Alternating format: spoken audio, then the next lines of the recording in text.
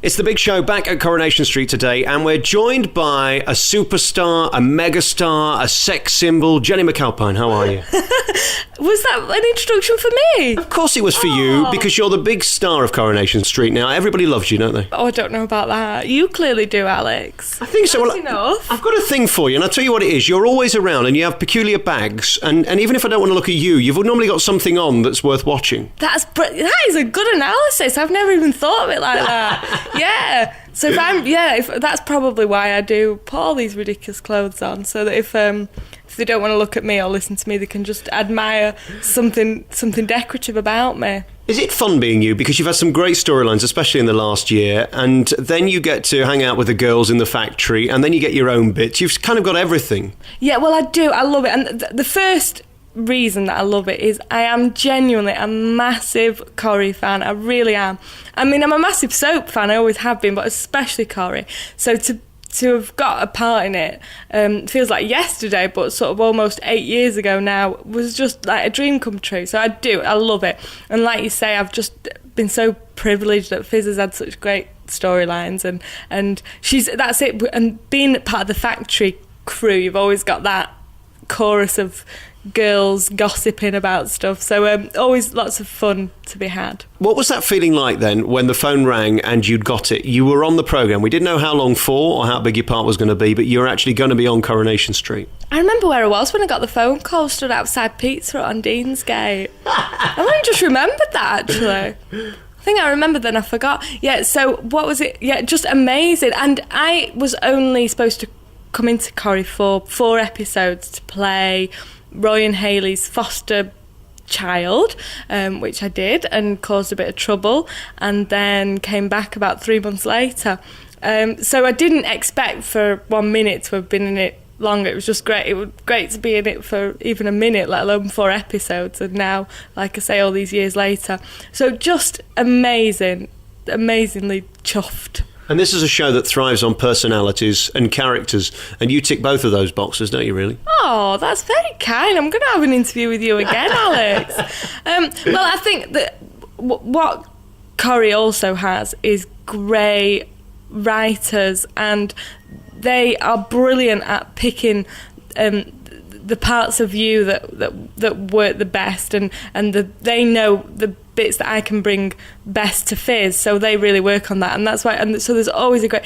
The writers know the characters so well, so and you can just tell they just write. You know, and you're just like, oh yeah, that's classic Norris, that's classic Roy. You know, you can always. So that's, I think, the strength of Corrie, the how well the writers know all the characters.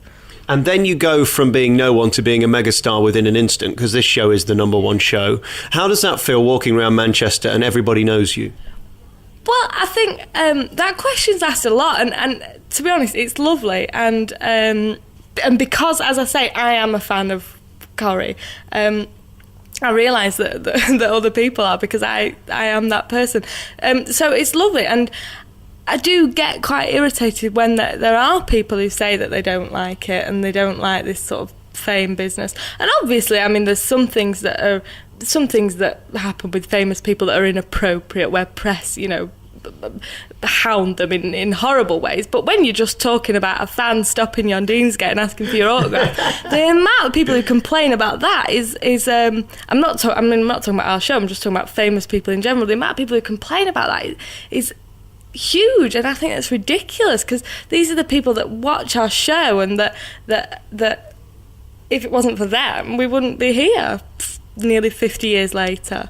And does it ever become normal walking in the cabin and seeing Rita and Norris there, or going into the Rover's Return? No, it is never ever normal, and I think that's the thing about Corrie as well. I think probably because it's been around so long, and the geography of it is so recognisable, the cobbles and where everything is. So walking onto the set, seriously, is sometimes, I mean, because I do it every day, it's sometimes, you know, probably take it for granted, but occasionally, well, it's not that occasionally, like probably once a day, stood on the cobbles and looking at the cabin thinking, oh my goodness, this is Coronation Street, which, you know, I used to come to Granada Studios tours when I was little and look around here, and now I'm working here. It never becomes anything but amazing. The one thing I'm learning from this show, there's no time to mess about. There's no time to rehearse live or anything like that.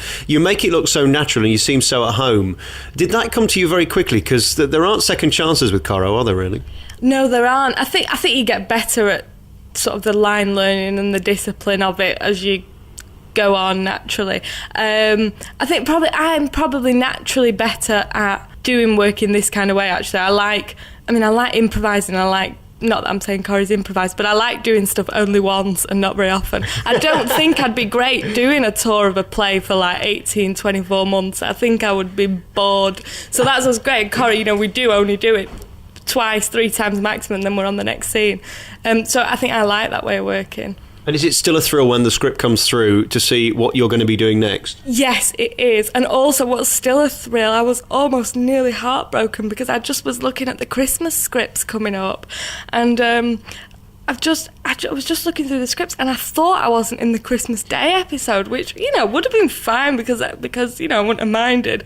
But I was secretly really upset. Now I was. And now, you wouldn't have minded, but you would have been upset. I would have been upset. Well, I would have pretended I wouldn't have minded because obviously we're not always in it. But I think I've been in most of them. And now that I have been in, I couldn't imagine not being in it. So I am in this Christmas Day episode, which I'm very pleased with. I don't know, just because Corrie has always been a fixture in my house, especially at Christmas.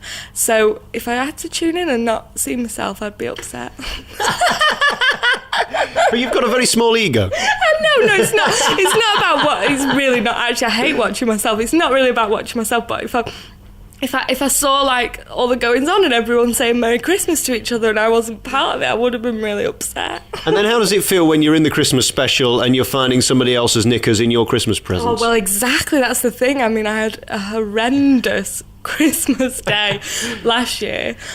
Fizz did. So hopefully, I don't know. I think, she's probably going to be quite sad this Christmas because she is quite heartbroken at the moment. But maybe not. Oh, yeah, she probably is. Oh, God knows what's going to happen. And do you like being funny or do you like being serious or sad? I'm told that it's more difficult to be comedic every day because that's kind of boring. Do you like the challenge of being emotional every now and again because you're such a bubbly character? I do. And that's why I love Corrie, because you can do all those things, Fizz. And I think what's great is when you can do it sort of almost in the same scene and in the same breath. I think that's the greatest sort of comedy, when you have that pathos of something really tragic, but someone can say, my favourite line, I'll tell you, let me describe it like this. My favourite line of Corrie ever was when Gail Platt said to Richard Hillman, when all this trauma and he'd like murdered everyone, and she said, "You're sick, you're twisted, you're Norman Bates with a briefcase." I thought it was the best line in the world because this was about something really traumatic. She's just found out that her husband is the greatest mass murderer, albeit a very comical one, the street's ever seen, and she comes out with a line like that. So that is the bits I love. So and I enjoy crying, but I also enjoy laughing. And there are moments which are so stupid, almost pantomime and definitely fast. Norris, just a few months ago, was lying on the floor and he'd put his back out and he was reading a book. When you watch that from the sidelines, is it as funny to you then as it is to us watching it back live? Oh yeah, definitely. These things sometimes work best, actually. Sometimes, unfortunately, when you watch things on screen, they're not actually as funny as they were in real life. But luckily, anyone who's watching it hasn't watched it being done for real, so it doesn't really matter. Because sometimes you do think, oh, that was funnier when we did it, actually. So then you get a call to say, we fancy flying you out to South Africa to make a DVD. Oh, I was so excited. So excited. And did they fly you business class or cattle? Very much cattle, but we're used to that. They flew you out cattle class? Yeah, of course they flew us out. You're a big star, they can't do that to you. I had to swim back. I've just got here, just in time to film the Christmas Day episode. You are working me from behind, they didn't fly you cattle. They really did, actually. And we had to, yeah, they really did. That's pathetic, they should be ashamed of themselves. I know, it's a very small budget. I work in radio and even I won't fly cattle. I know, and we had to stop halfway, and then actually the journey there actually took us. We counted. It took 27 hours because we stopped. Where did we stop? In Munich, and then had like a huge 15-hour delay. I should be telling you it's all glamorous. No, we flew, and then a helicopter picked us up from the airport, and we were picked up, and there was all that, and anyone who shook our hand wore a white glove. It was all that business. That's what you deserve. I'm ashamed of Coronation Street. They should sort that out. So then you arrive anyway, and they've made this brand new DVD where we can't say too much because we don't want to give it away, and I haven't seen it at this point when we're recording because it's all so private and confidential. Yeah. I can give you edited highlights of it. You're not going to have to kill me afterwards, are you? No, I don't think so. We've got the sort of return of Scylla.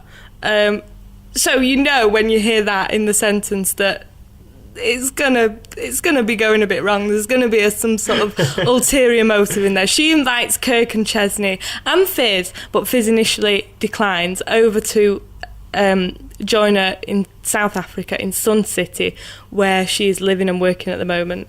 And Kirk and Chesney go over thinking it's all wonderful, and then suddenly they discover it isn't quite that. She did have a slight ulterior motive.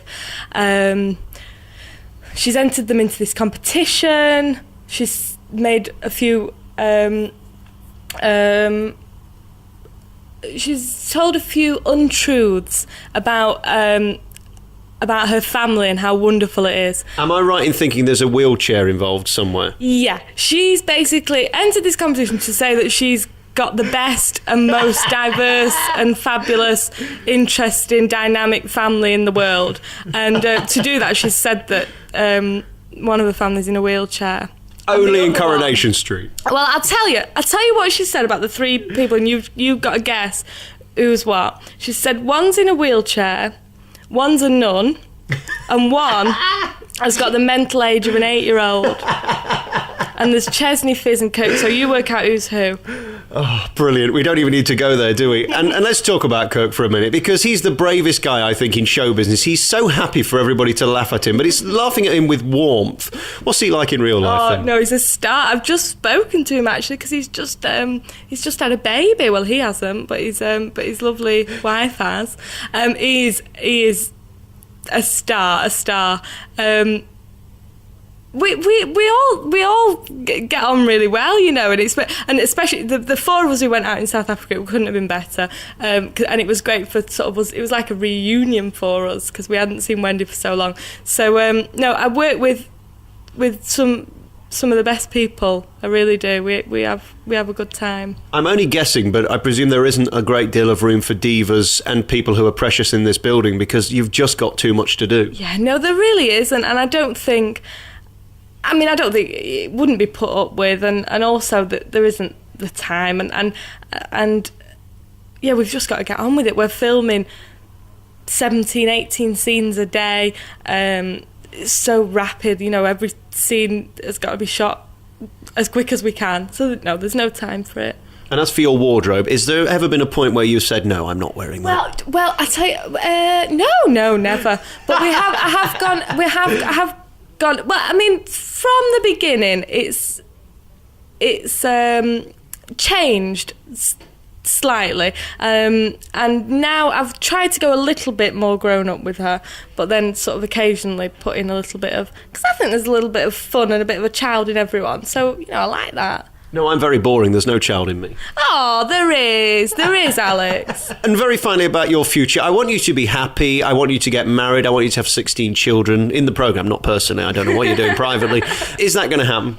I don't know. People ask me that. I think for a time, Fizz is going to be unlucky in love because I just think that's where we get the sort of best drama out of it. So I can't see her settling down very soon. She might have 16 kids, but that'd be dramatic and not a happy ending. Am I pervy fancying Rosie Webster? Because there's something not quite right about that. And that's not good for you either, is it? And bearing in mind what happened last Christmas. Well, she's beautiful. But yeah, you are a bit pervy. I just needed it confirming. Really lovely to talk to you, Jenny, and congratulations on everything in this new DVD, which is amazing. I don't know how it's amazing because I haven't seen it, but I'm just going to say that just for the programme. It is amazing. We don't know how much it is. You see, we don't know anything really, do we? Get someone to copy it for you. You could do that because you've seen it. I'll come round your house and watch it in a bit. Yeah. I could make a book here. Jenny, thank you very much for talking to me. Brilliant. Thank you, Alex. Merry Christmas.